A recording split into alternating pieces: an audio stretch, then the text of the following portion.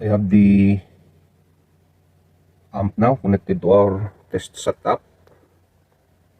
So this amplifier needs two power supply, a dual 90 volts power supply and a low voltage power supply. This is our low voltage power supply here. So that is supplied by this power supply here, 16 volts power supply, and the dual 90 volts is supplied by this two switch mode power supply here.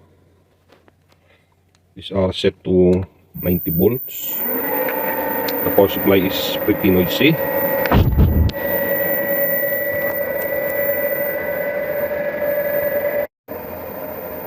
this is our power supply. Let's measure the output voltage of our power supply first.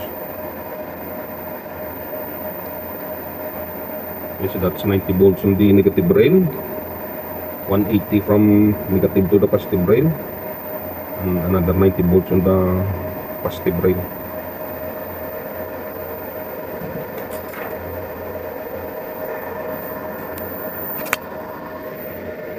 So we're going to measure the maximum voltage output of this amp before clipping, and then we're also going to measure the maximum voltage output at 1% THD.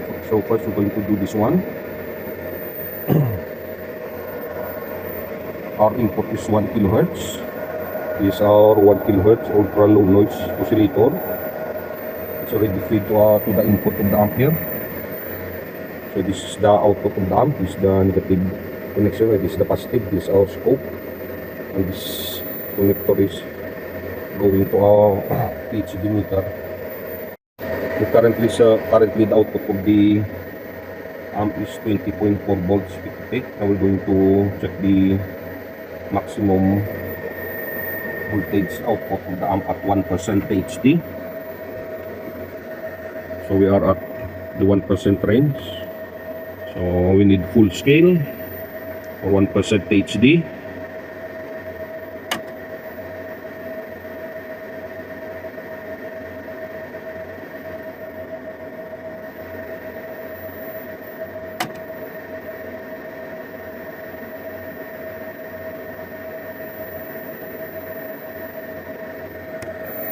Okay, so that's about 1% THD. So let's see the voltage output. It's 144 volts peak to peak at 1% THD.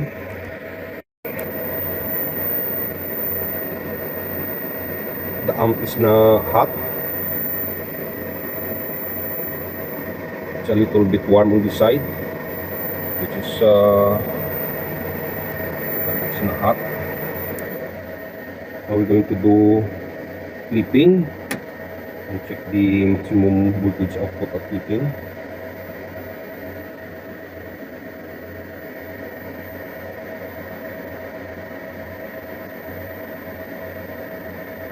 Okay, so that is clipping. Shut down. Okay, so that is clipping, 182 volts peak to peak. Just we're going to lower it a bit more.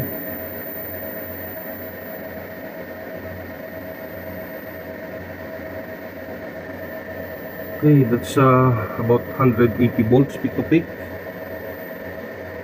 before clipping. Let's look at our THD.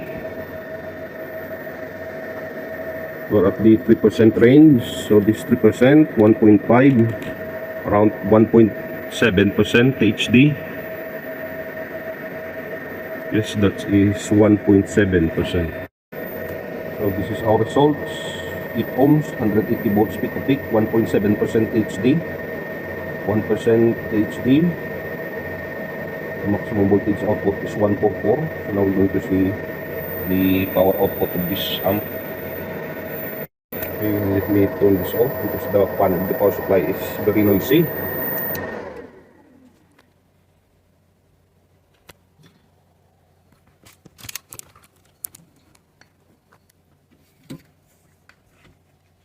Okay, 180 divide 2.828 over squared divide 8.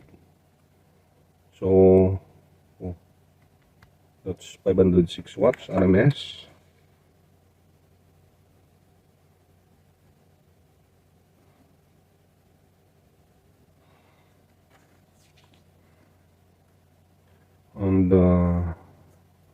144 by 2.828 per square by 8.